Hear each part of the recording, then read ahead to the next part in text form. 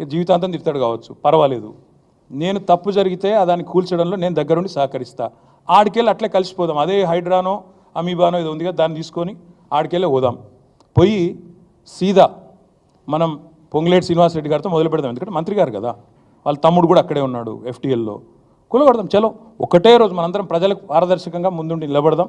మీరు మేము, నాకు ఎలాంటి ఇబ్బంది లేదు, ఎలాంటి అభ్యంతరం లేదు. If they want to take some action, let them take.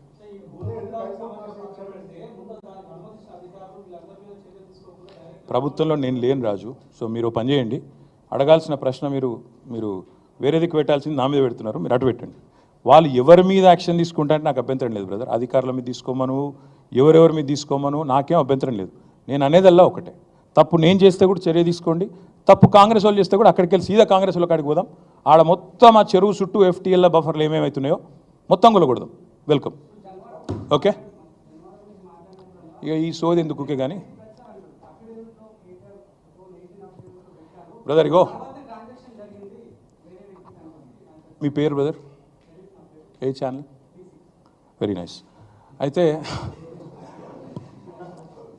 V6 Vivek గారిది కూడా చక్కటి గెస్ట్ హౌస్, ఫామ్ హౌస్ నీళ్ళల్లోనే ఉంది. మీరు నేను V6 వివేక్ గారిని కూడా కొడతా ఉన్నా, V6 సంస్థను కూడా కొడతా ఉన్నా. దయచేసి మీ V6 వాళ్ళు వెళ్ళి 2 కెమెరాలు చక్కగా పెట్టి V6 వివేక్ గారు ఎట్లా కట్టారో అందులో అది కూడా తీయండి. దయచేసి ఎందుకంటే కూలగొట్టేటట్టు మరి మీరు దగ్గరుండి పెద్ద మనిషి కదా, ఎమ్మెల్యే గారు కదా, తప్పకుండా చేయాలి. నేను అనేదల్లా ఒకటే, ఖచ్చితంగా. సరే రేవంత్ రెడ్డి నువ్వు కాదు కదా, నీకు ఎందుకు టెన్షన్. కానీ నేను అనేదల్లా ఓకే థ్యాంక్ యూ, అంత ఆవేశపడకు. ఇంక కూలగొట్టట్లేదు, వివేక్ గది ఎట్లా కాపాడుకుంటాడు. కానీ నేను అనేదల్లా ఏంటంటే, నా అఫిడవిట్ ఏదైతే ఉందో ఇట్స్ పబ్లిక్ డాక్యుమెంట్. అఫిడవిట్లో ఏముందో ఆల్రెడీ పెట్టాను, నాకు దాచుకునేదేమీ లేదు. అఫిడవిట్లు ఉన్నాయి, చూసుకోండి. మీరు V6లు ఇంకా ఉన్నాయి కదా, చూసుకోండి.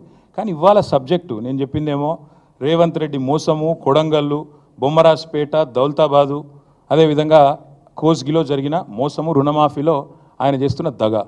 మీకు అది ఇంట్రెస్ట్ ఉన్నట్టు లేదు. నేను అందుకే చెప్తున్నా, తప్పు ఎవరు చేసినా చర్య తీసుకోండి.